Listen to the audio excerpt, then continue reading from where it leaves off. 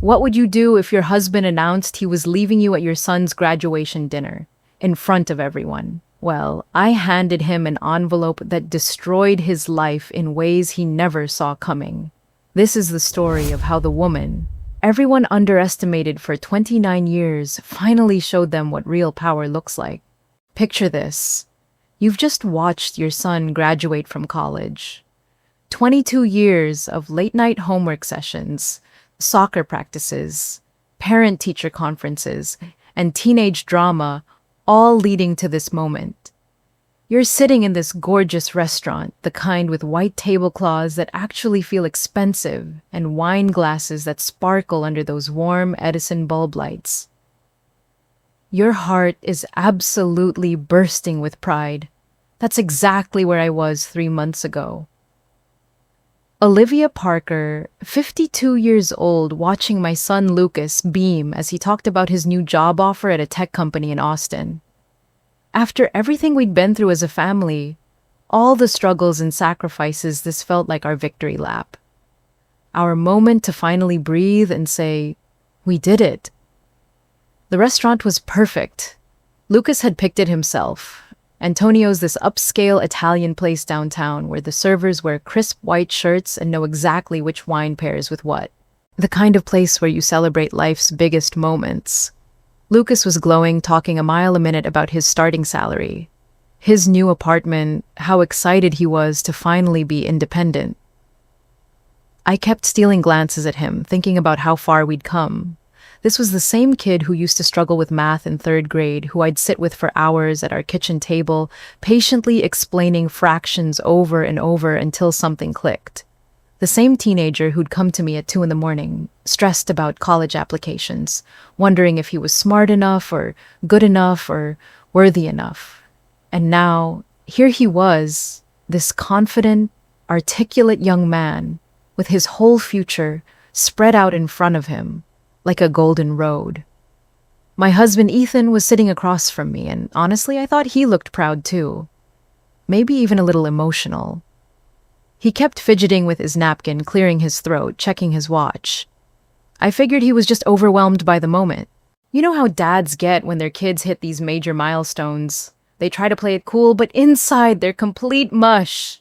Lucas was in the middle of telling us about his boss, this woman CEO, who'd already mentioned fast-track opportunities for motivated employees when Ethan suddenly stood up. He had his wine glass in his hand, and I thought, oh, here it comes, one of Ethan's classic toasts. You know the kind I'm talking about. A little too long, a little too sentimental, but sweet in that dad way. The kind that makes you roll your eyes, but also makes your heart warm because you can tell it's coming from a place of genuine love. Lucas stopped talking and looked up at his father expectantly. The whole table went quiet. Even the couple at the table next to us seemed to sense that something important was happening.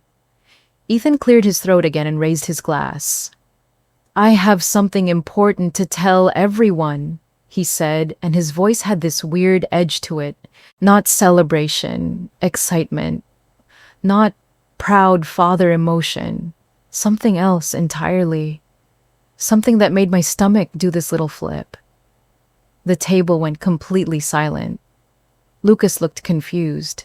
I felt this knot form in my stomach because after 29 years of marriage, you develop this sixth sense about your spouse. You know when they're happy, when they're stressed, when they're hiding something. And something was definitely off. Ethan was looking around the table at everyone except me. At Lucas, at the friends who joined us, at his wine glass, at the ceiling. Anywhere but my eyes. And that's when I knew. In that split second before he opened his mouth, I knew that whatever was about to come out was going to change everything.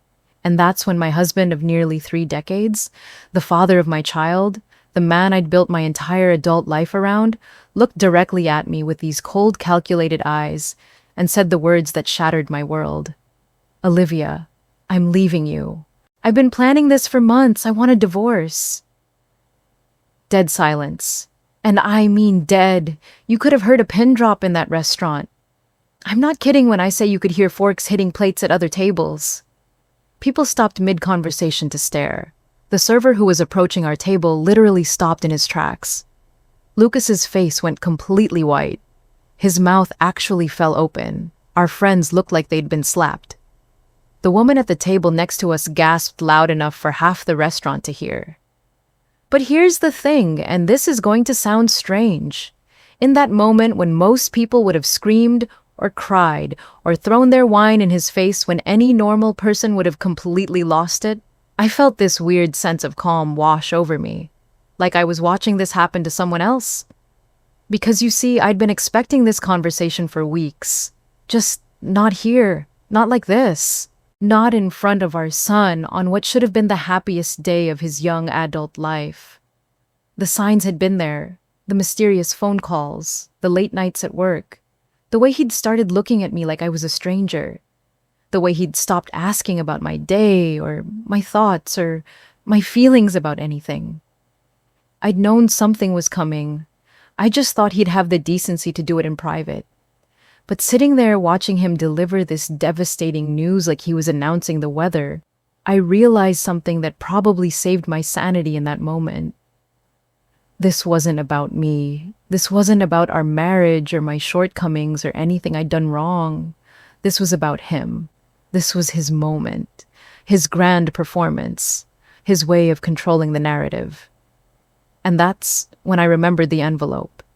I reached into my purse with hands that were steady as Stone pulled out a sealed manila envelope and slid it across the white tablecloth toward him.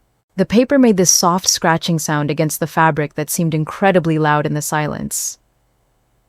"You'll want to read this later," I said, and my voice was steady as glass.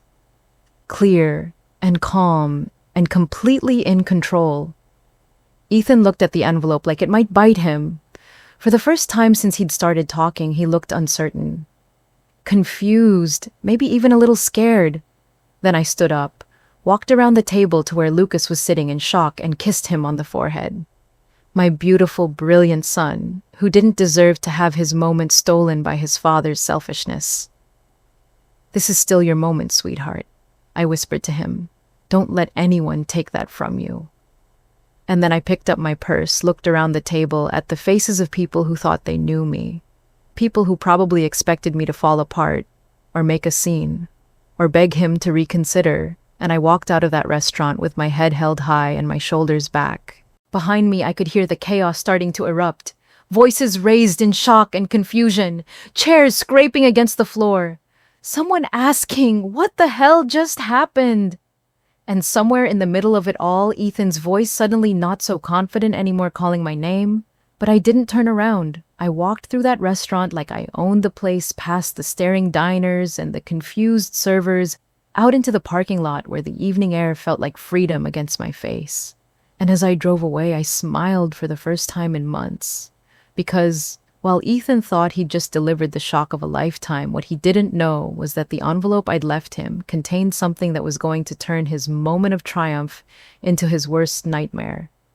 The man who thought he could manipulate and control me for 29 years was about to learn that underestimating Olivia Parker was the biggest mistake of his life. But let me back up and tell you how we got to that restaurant. Because this story doesn't start with Ethan's announcement. It starts 29 years earlier when I was a young woman who thought she had the world figured out and love could conquer anything.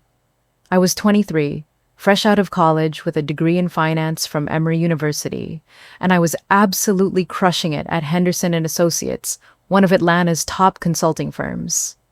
I'm talking six-figure salary corner office by 25 business cards with my name in raised lettering. I was that woman who wore power suits and carried herself like she owned every room she walked into. My colleagues respected me. My clients trusted me. I could walk into a boardroom full of men twice my age and command attention with my financial projections and market analyses. I had this 5-year plan mapped out. Senior partner by 30, my own firm by 35, maybe a book deal and speaking engagements by 40. I was living in this gorgeous loft in Buckhead driving a BMW. I'd paid for myself and dating occasionally, but never seriously because my career was my priority. I was independent, successful, and completely in control of my destiny. And then I met Ethan at a gallery opening in Virginia Highland. God, he was charming back then. This creative, passionate guy who could talk for hours about his dreams of starting his own business. He was everything I wasn't. Spontaneous, where I was planned artistic, where I was analytical, free-spirited, where I was structured. He had this way of making you feel like you were the most important person in the world. When he looked at you, he was working as a marketing coordinator at some small firm, but his real passion was entrepreneurship. He had notebook after notebook filled with business ideas, sketches of logos, marketing strategies for companies that existed only in his imagination. And when he talked about these dreams, his whole face would light up with this infectious enthusiasm that made you believe anything was possible. Our first date lasted 14 hours. We started with coffee at 10 in the morning and ended up talking until midnight at this little dive bar in Little Five Points. He told me about his vision for revolutionizing how small businesses approached customer relations. I found myself sharing my own dreams about building a consulting empire that would help companies navigate complex financial transitions. When we got married 2 years later, I genuinely thought we were going to be this unstoppable power couple. Him with his creativity, and vision me with my business acumen and financial expertise. We were going to take Atlanta by storm, build something amazing together, maybe even expand nationally. The wedding was perfect, small but elegant at the Botanical Gardens. I wore my grandmother's pearls and carried white roses. Ethan cried when I walked down the aisle, and in that moment I believed we could have it all. Love, success, partnership, everything. For the first few years, it worked. I was climbing the corporate ladder at Henderson and Associates, and Ethan was developing his first real business plan. We'd spend evenings at our kitchen table, me helping him crunch numbers while he sketched out marketing campaigns. I felt useful, valued, like we were building something together. But then Lucas came along and everything shifted. Don't get me wrong, I wanted Lucas desperately. We'd been trying for over a year, and when I finally saw those 2 pink lines on the pregnancy test, I cried happy tears for an hour. But pregnancy was harder than I'd expected. Morning sickness that lasted all day for 5 months. Fatigue that made it impossible to focus during long client meetings. And right around my 7th month, Ethan's first business venture needed just a little more time and attention to get off the ground. "It's perfect timing," he said, rubbing my swollen belly. "You take maternity leave bond with the baby and I'll get the restaurant concept off the ground. By the time you're ready to go back to work, we'll have passive income rolling in." So I took maternity leave thinking it would be temporary. 12 weeks, maybe 16 at the most. Just long enough to get Lucas settled and help Ethan's restaurant find its footing. But 16 weeks turned into 6 months because the restaurant needed more hands-on management than expected. 6 months turned into a year because Lucas was having trouble with childcare transitions, and Ethan's second business venture, a consulting firm focusing on restaurant management, was really taking off. "Just until the business stabilizes," he kept saying, "just until we build up our client base, just until Lucas starts preschool." And you know what? I told myself I was okay with it. More than okay. I was proud of it. I was supporting my husband's dreams. I was being the kind of wife who believed in her partner's vision. I was raising our son with the attention and care he deserved instead of rushing back to work and missing his first steps, his first words, his first everything. But here's what nobody tells you about putting your career on hold. Those professional muscles you've spent years building, they start to atrophy. The confidence that came from closing million-dollar deals and commanding boardroom respect, it begins to fade when your biggest daily accomplishment is getting a toddler to eat vegetables. And meanwhile, Ethan was thriving in ways I'd never seen before. The restaurant failed after 18 months, but he bounced right into the consulting business with renewed energy. Then came the tech startup idea, then the import business focusing on handcrafted goods from South America. Each venture was going to be the one, the breakthrough that would justify all those years of sacrifice and make us rich enough that I'd never have to work again unless I wanted to. But here's the pattern I didn't see until much later. Each business would start with incredible enthusiasm and promising initial results. Ethan would work 18-hour days, network like crazy, bring in those first few clients or investors. And I'd get excited thinking this was finally it. Then reality would set in. The day-to-day grind of actually running a business. The unglamorous work of customer service and accounting and dealing with difficult clients. The part that required sustained effort rather than just initial charm and enthusiasm. And that's when Ethan would start getting restless. He'd begin talking about pivoting the business model, or exploring new opportunities, or diversifying our portfolio. Within 6 months, he'd be sketching out plans for the next big thing while the current venture slowly died from neglect. But did he ever once suggest that maybe I should go back to work, that maybe my financial expertise could help stabilize our income while he figured out his entrepreneurial path? That maybe we could be partners in business the way we were supposed to be? Partners in marriage? No. Because by then the narrative had changed. I wasn't Olivia, the financial consultant, anymore. I wasn't the woman who used to negotiate complex deals and spot market trends from a mile away. I was just Ethan's wife, Lucas's mom, the woman who handled the household so he could focus on his important work. My sister Rachel saw it happening long before I did. She'd call me up at least once a week, and the conversations always followed the same pattern. "How are you doing, Liv? Really doing?" "I'm fine. Busy with Lucas, you know how it is." "And how's Ethan's latest business going?" I'd give her the optimistic update he'd given me, full of potential investors and promising meetings and breakthrough moments that were always just around the corner. "Okay, but Liv, when was the last time Ethan asked about your dreams? When was the last time you two had a real conversation about what you want for your future?" I'd make the usual excuses. "He's under a lot of pressure right now. You don't understand how hard it is to build a business from scratch. Once this venture takes off, we'll have time to focus on other things." But Rachel never let up. She was like a dog with a bone, constantly probing at the weak spots in my carefully constructed narrative. "Olivia?" she'd say, and I could always tell when she was about to say something I didn't want to hear because her voice would get this gentle but firm tone. "You're disappearing, and he's letting it happen. He's so focused on his dreams that he's forgotten you have them too." I used to hang up on her when she said things like that, or change the subject, or get defensive and angry because the truth hurts, doesn't it?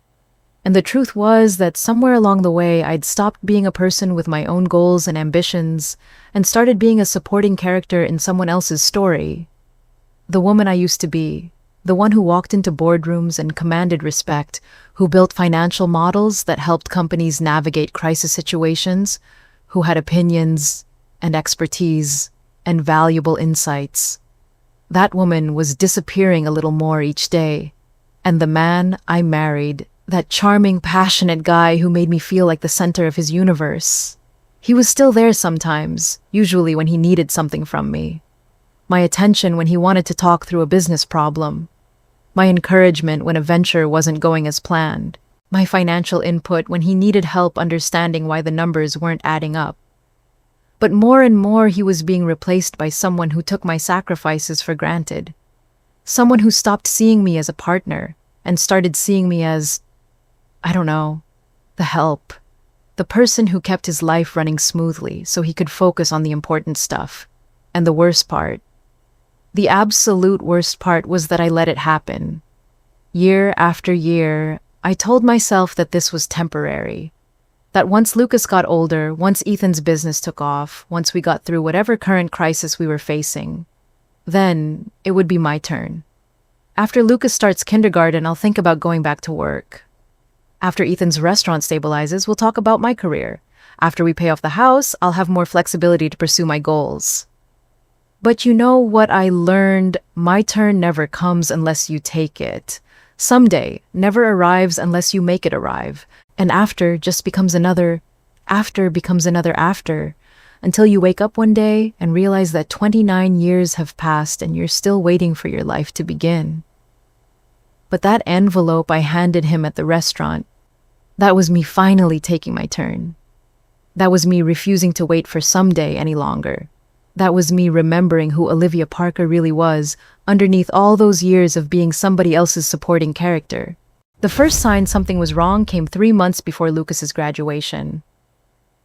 I was paying bills like I did every month, going through our joint checking account when I saw it. A charge for $237 at some fancy restaurant in Savannah. Now, Ethan travels for work sometimes, so restaurant charges weren't unusual. But this one caught my eye because it was on a Thursday night, and he'd been home that Thursday.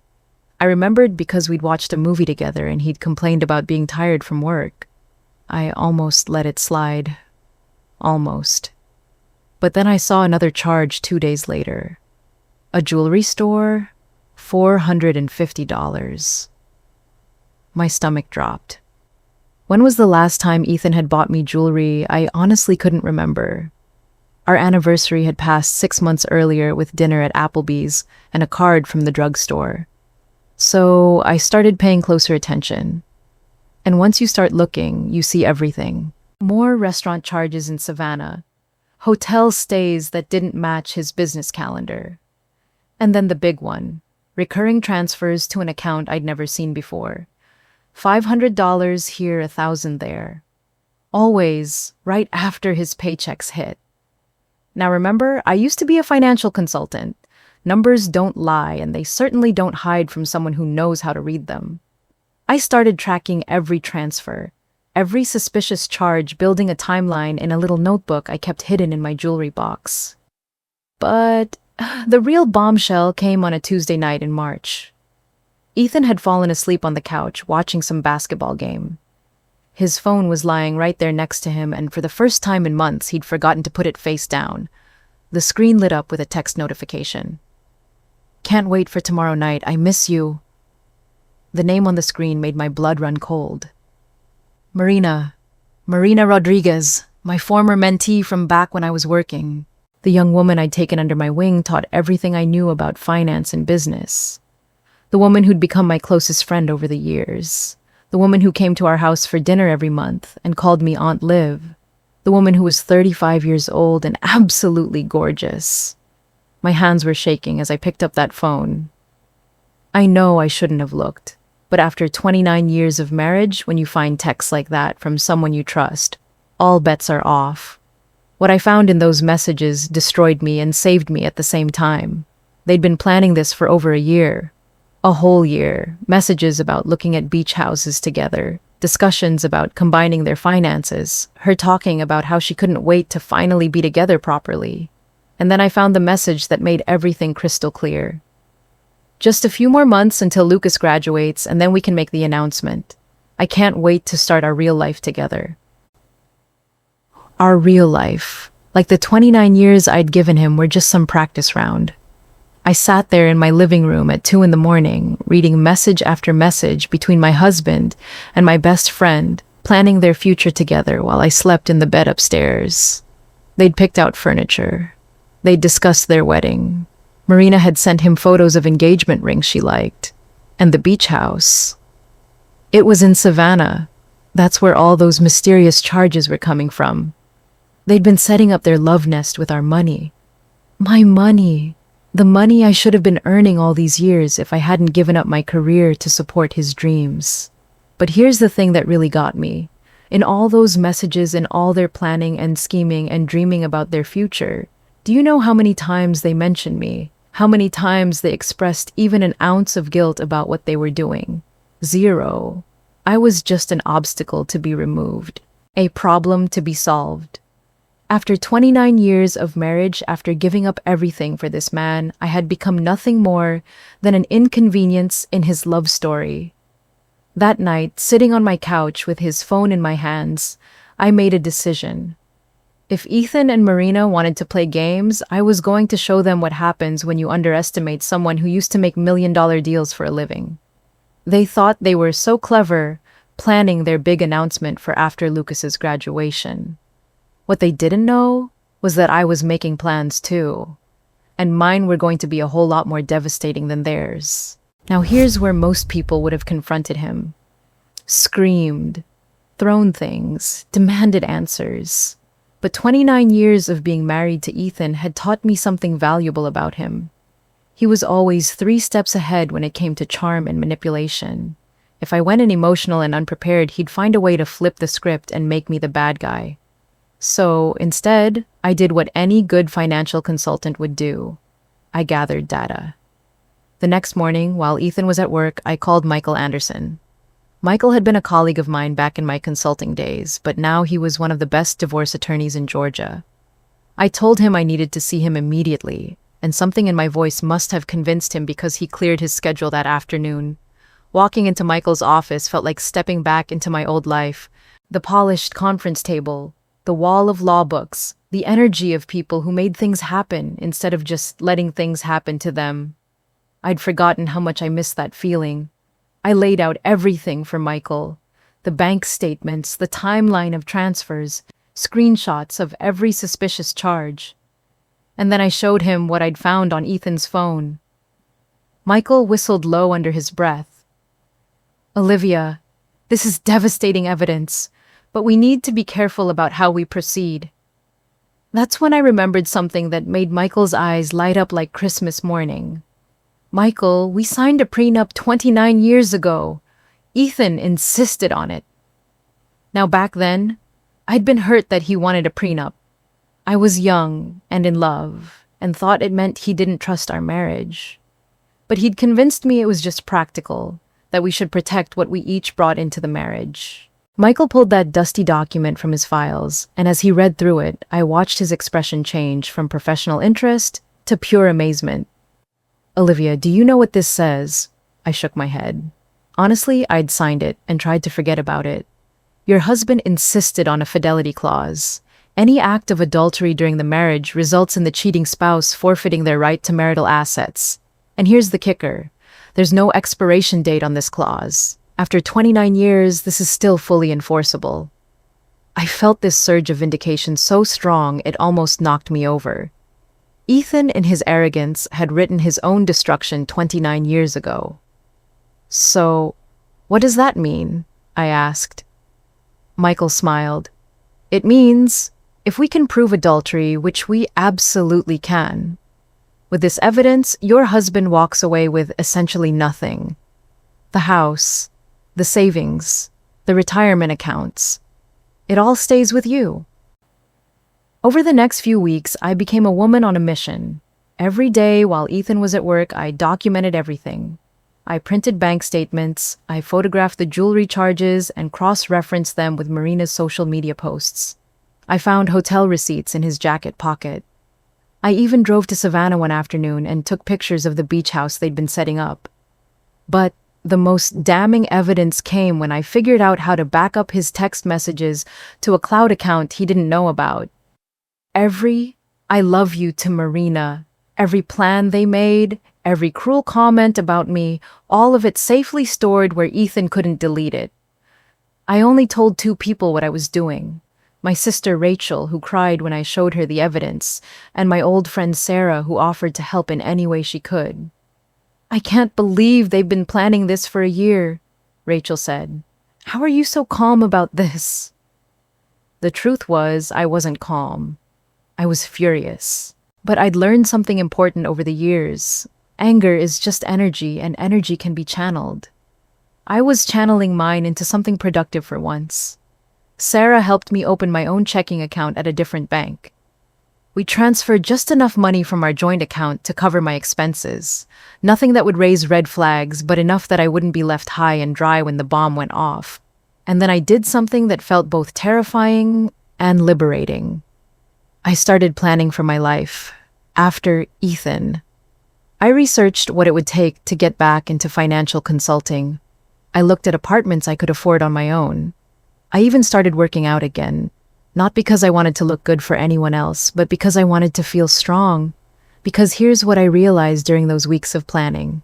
I'd been so focused on being the perfect wife and mother that I'd forgotten how to be Olivia, the woman who used to negotiate million-dollar deals. The woman who used to walk into boardrooms and command respect. She was still in there, just buried under years of making herself smaller to accommodate someone else's ego. The plan was simple. Let Ethan make his grand announcement. Let him think he was in control. Let him believe he was the one calling the shots. And then show him exactly how wrong he was. Michael prepared all the paperwork: divorce petition, asset documentation, evidence of adultery enforcement of the prenup. Everything sealed in a manila envelope ready to destroy the life Ethan thought he was going to have with Marina. As Lucas's graduation approached, I felt something I hadn't felt in years. Power.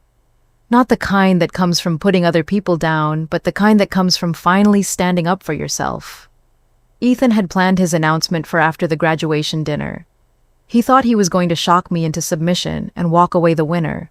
What he didn't know was that I was about to turn his moment of triumph into his worst nightmare. And honestly, I couldn't wait. So there we were back in that restaurant. Lucas had just given this beautiful speech about how grateful he was for everything his dad and I had sacrificed for him. The table was full of family friends, his girlfriend Emma, my sister Rachel. Everyone was glowing with pride and happiness. I could see Ethan getting antsy as the evening went on. He kept checking his watch, clearing his throat, fidgeting with his napkin. This was it. This was his moment.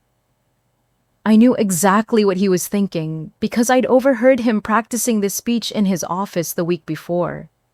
He was going to position himself as the victim of a loveless marriage. Paint me as cold and unsupportive, make everyone feel sorry for him so that when Marina magically appeared in his life, people would cheer for his happiness instead of judging him for his betrayal. It was actually a smart plan, classic Ethan, manipulative but effective. When he stood up with his wine glass, I felt my heart rate slow down instead of speed up. All those weeks of preparation had led to this moment, and I was ready. "I have something important to tell everyone," he began, and I watched Lucas's face light up, probably thinking his dad was about to announce some surprise family vacation or something sweet. And then Ethan looked directly at me with these cold, calculated eyes and dropped his bomb. "Olivia, I'm leaving you. I've been planning this for months. I want a divorce." The silence that followed was deafening. Emma gasped. Rachel's hand flew to her mouth. Lucas looked like he'd been slapped. But here's what Ethan didn't expect. Instead of breaking down or causing a scene like he'd probably hoped, I felt this incredible sense of calm wash over me. It was like watching a movie where you already knew the ending. I reached into my purse, pulled out that manila envelope, and slid it across the white tablecloth toward him. "You'll want to read this later," I said, my voice steady as a rock. Then I stood up, kissed Lucas on the forehead, and told him this was still his moment. Because it was. Ethan could try to steal my dignity, but I wasn't going to let him steal our son's graduation celebration. I walked out of that restaurant with my head held high, and I could hear the chaos erupting behind me. Voices raised in shock and confusion, chairs scraping against the floor. And somewhere in the middle of it all, Ethan's voice suddenly not so confident anymore. I drove straight to Rachel's house, poured myself a glass of wine, and waited. The first call came about 20 minutes later. Then another. Then another. Ethan was panic calling me, but I just let it go to voicemail. Because you see, while I'd been walking calmly to my car, Ethan had been opening that envelope, and what he found inside made his grand moment of triumph turn into his worst nightmare. The divorce papers were right on top. Official legal already filed with the court. That alone probably shocked him, because it meant I'd been planning this just as long as he had. But then came the real devastation. Page after page of evidence. Screenshots of his text messages with Marina, bank statements highlighting every transfer to their secret account, photos of the beach house, credit card statements showing jewelry purchases that I'd never received, and at the very bottom, like a cherry on top of a very bitter sundae, a copy of our prenup with the fidelity clause highlighted in bright yellow. Michael had included a cover letter explaining exactly what this meant in legal terms. Adultery proven. Prenup enforceable. Marital assets forfeited. Rachel told me later that Lucas called her crying, saying his dad had gone completely white and started shaking. That he'd jumped up from the table and run out of the restaurant, leaving everyone sitting there in stunned silence. Ethan's carefully orchestrated public humiliation had backfired spectacularly. Instead of making me look like the bad guy, he'd exposed himself as a cheating husband who was cruel enough to destroy his family at his own son's graduation dinner. By the time he made it to the parking lot, I was long gone, but his calls and texts kept coming. "Olivia, we need to talk. This is crazy, we can work this out. You can't do this to me." And my personal favorite, "You don't understand. It's not what it looks like." Not what it looks like. I had a year's worth of love letters between him and my former best friend. I had bank statements. I had hotel receipts. Unless there was some alternate universe where all of that evidence meant something different, it was exactly what it looked like. But the best part, the absolute best part, was that Ethan had planned this whole announcement thinking he held all the cards. He thought he was going to shock me into submission and ride off into the sunset with Marina while I picked up the pieces of my shattered life. Instead, he'd just publicly revealed himself to be exactly the kind of man who would humiliate his wife at their son's graduation dinner. And now everyone knew it. His reputation was destroyed, his plan was in ruins, and he was about to find out that the woman he'd underestimated for 29 years had just outplayed him in the most devastating way possible. The envelope wasn't just divorce papers. It was a declaration of war. And he'd just lost the first battle. I got home around 9:30 and poured myself another glass of wine. The house felt different somehow. Lighter, like a weight I'd been carrying for years had finally been lifted off my shoulders. I was sitting in the living room actually relaxing for the first time in months when I heard something that made me smile. The sound of Ethan's key in the front door, but not his usual confident stride. This was frantic, desperate fumbling. Before I even turned around, I knew what I'd find, and sure enough, there were his suitcases already packed and hidden in the hall closet. He'd been so confident about tonight that he'd prepared for his grand exit in advance. The front door slammed open and Ethan burst in like a man possessed, waving that manila envelope around like it was on fire. "What the hell is this, Olivia?" he shouted. "What kind of game are you playing?" I took a sip of my wine and looked at him calmly. Really looked at him. This man who'd shared my bed for 29 years, who I'd sacrificed everything for, who'd been planning to abandon me like I was nothing more than an outdated piece of furniture. "It's not a game, Ethan," I said. "It's called consequences." He started pacing around the room, running his hands through his hair. "You can't do this. You can't just ambush me like this. We need to talk. We need to work this out." "Work it out," I almost laughed. "Like you worked things out with Marina for the past year." His face went white. "How did you? I mean, there's nothing to work out with Marina. She's just a friend." And that's when I pulled out my phone and played the recording I'd made 2 weeks earlier. See, Ethan had gotten sloppy in those final weeks before graduation. He'd started taking Marina's calls in the house, thinking I was too clueless to notice. But what he didn't know was that Georgia is a one-party consent state, which means as long as one person in a conversation knows they're being recorded, it's perfectly legal. And I'd recorded everything. His voice filled the room clear as day. "The plan is perfect, baby. I'll make the announcement at dinner, play the victim, and by next weekend we'll be in our beach house starting our real life together. Olivia will be so shocked she won't know what hit her." Then Marina's voice, "Are you sure she won't fight the divorce?" And Ethan laughing, "Fight with what she hasn't worked in 20 years. She's completely dependent on me. She'll take whatever I give her and be grateful for it." The recording went on for another few minutes. Their cruel laughter about how naive I was. Their plans for our house, our money, our life. Marina talking about how she couldn't wait to finally get rid of that pathetic woman. I watched Ethan's face as he listened to his own words played back to him. The color drained from his cheeks, and for the first time in our entire marriage, he was completely speechless. When the recording ended, I set my phone down and looked at him. "Anything else you'd like to work out?" I asked. He slumped into the chair across from me, the fight completely gone out of him. "Olivia, we didn't mean those things." "You meant every word I said. And you know what? I'm actually grateful you said them, because they reminded me who I used to be before I made the mistake of making you the center of my universe. He tried one more desperate play. Think about Lucas. Think about our family. We can get through this. I stood up and walked over to where he was sitting. For a moment, he probably thought I was going to comfort him, maybe even forgive him. Instead, I looked down at him with all the strength I'd been hiding for years and said, "You wanted to start a new life, I just expedited it." Then, I walked upstairs to pack my own bag. Because here's the thing, Ethan never understood about me. I might have been quiet for 29 years, but I was never weak. I was just waiting for the right moment to remind everyone, including myself, exactly who Olivia Parker really was. And that moment had finally come. Behind me, I could hear him making frantic phone calls, probably to Marina, probably to a lawyer, probably to anyone who would listen to his sob story about how his wife had blindsided him. But it was too late. The papers were filed. The evidence was documented. The prenup was enforceable. Ethan Parker, the man who thought he could manipulate and discard me like yesterday's newspaper, was about to learn that underestimating me was the biggest mistake of his life.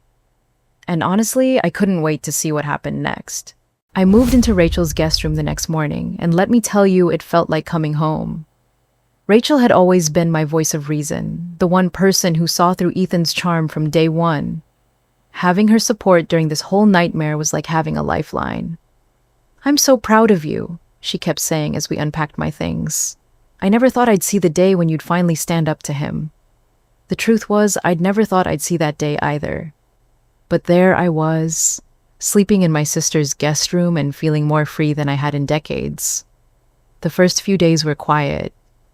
Too quiet. I almost started to wonder if Ethan had given up and accepted defeat. But then, on Thursday morning, Rachel came into the kitchen with this look on her face. "You're not going to believe who just called me," she said. "Let me guess." "Ethan." "Nope. Marina." My coffee mug stopped halfway to my lips. "Marina called you. She wanted to know where you were staying. Said she needed to talk to you about something important." Rachel shook her head. "I told her if she had something to say, she could say it through lawyers." But that afternoon, Marina showed up at Rachel's house anyway. I was in the garden when I heard the doorbell, and something in my gut told me exactly who it was. Through the window, I could see her on the front porch. Marina Rodriguez, the woman I'd mentored and trusted, the woman who'd stolen my husband and my life. She looked different, though. Not the confident, glowing woman from her social media posts. She looked tired, worried. Rachel answered the door, and I could hear every word from where I was standing. "I need to talk to Olivia," Marina said. "Please, it's important." "She doesn't want to talk to you," Rachel replied, ice in her voice. "Look, I know how this looks, but things aren't what they seem. Ethan promised me things that aren't turning out to be true." I almost laughed out loud. Really, things weren't what they seemed. Ethan had lied to someone. What a shock. But then Marina said something that made me pay attention. He told me he had money saved, that the divorce would be simple, that Olivia would just go away quietly, but now he's saying there's some prenup that changes everything, and the accounts are frozen, and I don't know what to believe anymore. There it was. Marina hadn't just been stealing my husband. She'd been counting on my money, too. I walked to the front door and opened it, standing behind Rachel. "Hello, Marina," I said calmly. She looked like she'd seen a ghost. "Olivia, we need to talk." "No, we really don't, but I'm curious, what exactly did Ethan promise you?" Marina's composure started to crack. "He said you two had been separated for months, that you were just staying together for appearances until Lucas graduated. He said you'd agreed to a simple divorce and that you didn't want anything from him." I nodded. "And the beach house, the shared accounts, the engagement ring shopping." Her face went red. "How did you—" "I know everything, Marina. Every lie he told you, every lie you told yourselves. The question is, What are you going to do now that you've realized he's exactly the kind of man who would cheat on his wife of 29 years? Before she could answer, another car pulled into Rachel's driveway. Lucas! My heart broke a little, watching him get out of his car. This should have been the happiest time of his life. He just graduated, landed his dream job, had his whole future ahead of him. Instead, his family had imploded at what should have been his celebration dinner. Marina took one look at Lucas and practically ran to her car. She knew she couldn't face him. Not after what she'd done. Lucas walked up to the porch, gave Rachel a hug, and then looked at me with eyes that were so much older than they'd been just a few days ago. "Mom," he said, and just wrapped me in the biggest hug. We sat on Rachel's back porch for hours that afternoon talking about everything. Lucas was devastated, but his anger wasn't directed at me. "I keep thinking about that dinner," he said. "Dad stood up, and for a second, I thought he was going to say something beautiful about our family. Instead, he used my graduation as a stage for his own drama. He used me as a prop, then blindsided the woman who made this family possible." That hit me harder than anything else. My son, my brilliant, thoughtful son, could see exactly what his father had done, and he wasn't fooled by Ethan's charm or manipulation. "I called him yesterday," Lucas continued. "Tried to get him to explain himself. You know what he said? He said you'd understand eventually that this was better for everyone, that Marina makes him happy in a way you never could." I felt that familiar stab of pain, but it was duller now, like a bruise that was finally starting to heal. And then I asked him about the money, about the house, about your future. Lucas shook his head. He got angry, started talking about how you'd trapped him with some legal technicality, how you were being vindictive and cruel. "What did you tell him?" Lucas looked at me with such fierce love and pride that I almost started crying. "I told him that maybe if he'd thought about your future before he started planning his fantasy life with another woman, he wouldn't be in this mess, and then I hung up on him." That evening, as we were making dinner, Rachel's phone rang. It was one of her friends who worked at the bank. "Olivia," Rachel said after she hung up, "Ethan tried to access your joint accounts today. When he couldn't, he apparently had a complete meltdown in the lobby. Security had to escort him out." The ripple effects were spreading. Ethan's perfect plan was crumbling, and everyone could see it. His reputation at work was suffering. Marina was questioning everything he'd told her. Lucas had lost all respect for him. And me? I was sitting on my sister's porch watching the sunset, feeling more at peace than I had in years. Sometimes, the best revenge isn't what you do to someone. It's simply refusing to be destroyed by what they tried to do to you. 3 weeks later, I found myself sitting in a courtroom, and I have to admit, it felt like stepping back into the world where I belonged. The polished wood, the formal atmosphere, the sense that important decisions were being made by people who understood the value of preparation and facts. Michael had warned me that Ethan would probably try to fight the prenup claim it was outdated or unfair. What we didn't expect was the lawyer he'd show up with. I don't want to be mean, but when Ethan walked into that courtroom with his attorney, I almost felt sorry for him. Almost.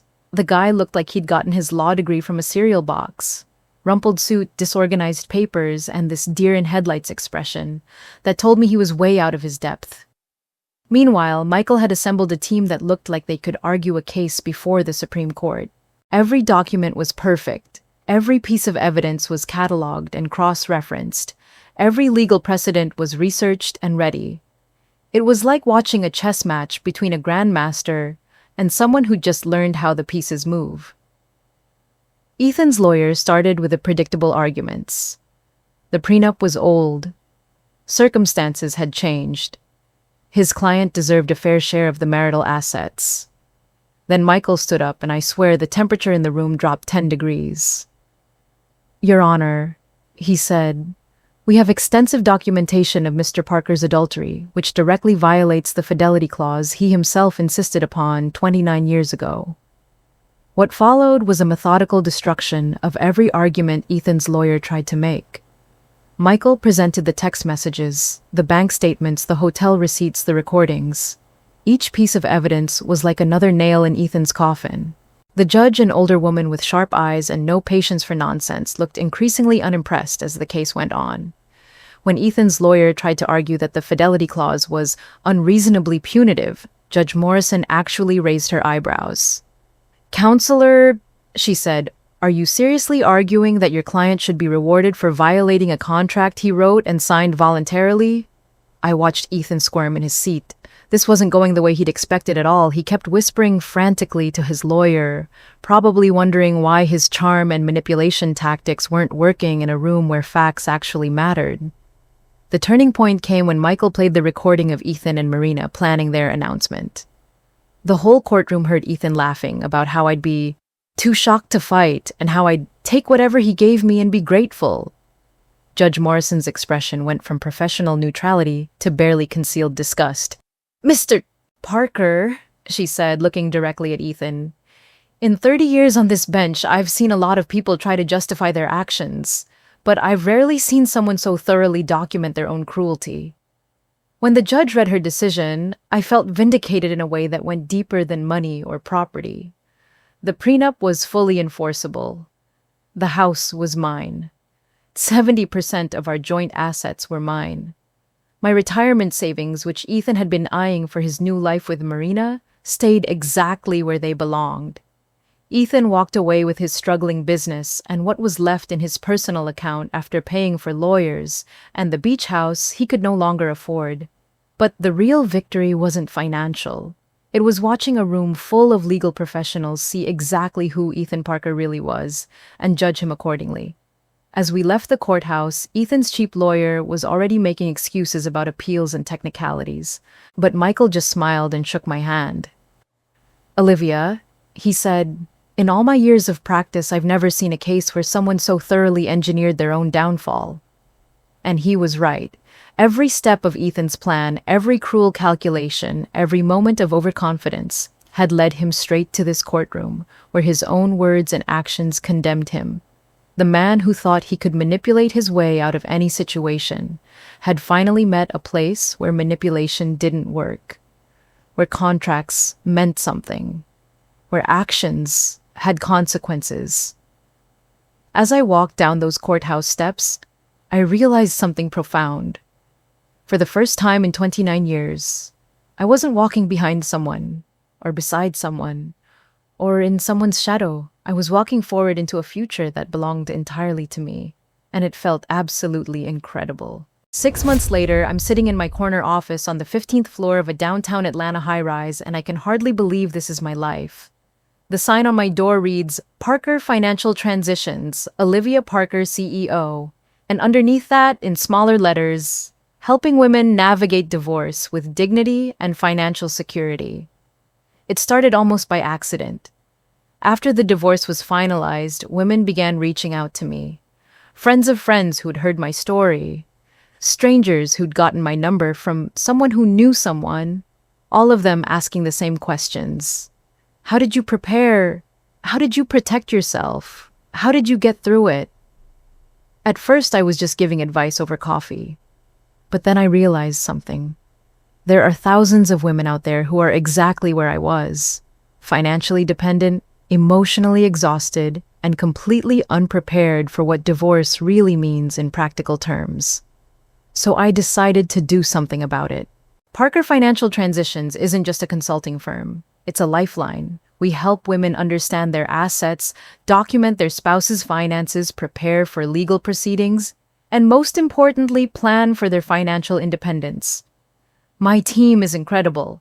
Sarah, my old friend who supported me through everything, handles client relations. We hired 2 brilliant young financial analysts who remind me of myself 20 years ago. And Michael Anderson. He's our legal advisor, helping us make sure every woman who walks through our doors has the best possible representation. The response has been overwhelming.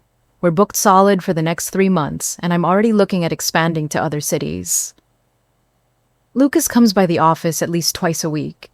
He's so proud of what I've built, and honestly, his support has meant everything to me. Last week, he brought his girlfriend Emma, and she told me I was her role model for how to be a strong, independent woman. Mom, Lucas said as we were having lunch last Tuesday. I never realized how incredible you were until I watched you rebuild your whole life from scratch. That hit me right in the heart. Not because I need his validation, but because I realized he was right.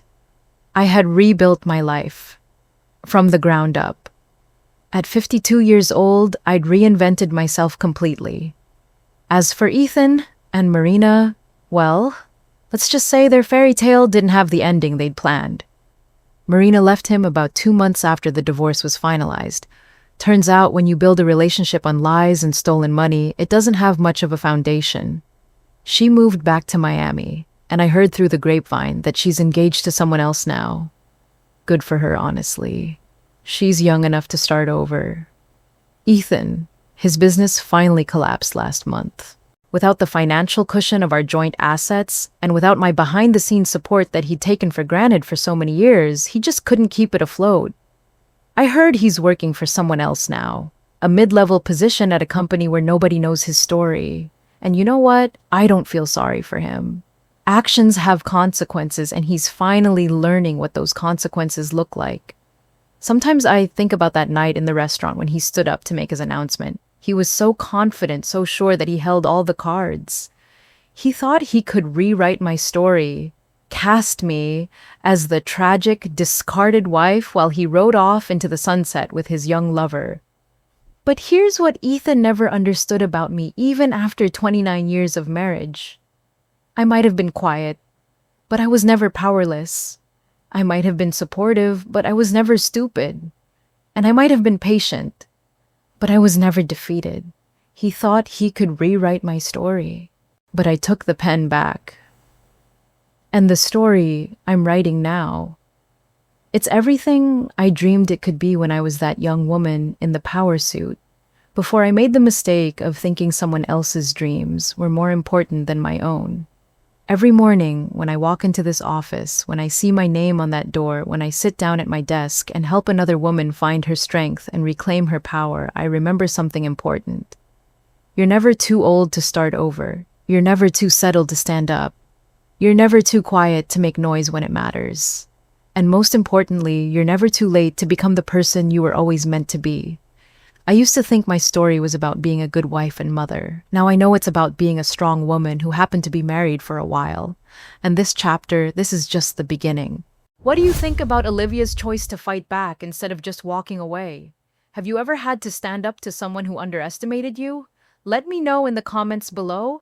And if you want to hear more stories about people who refuse to be victims, hit that subscribe button and the bell icon so you never miss an update. Trust me, you won't want to miss what's coming next.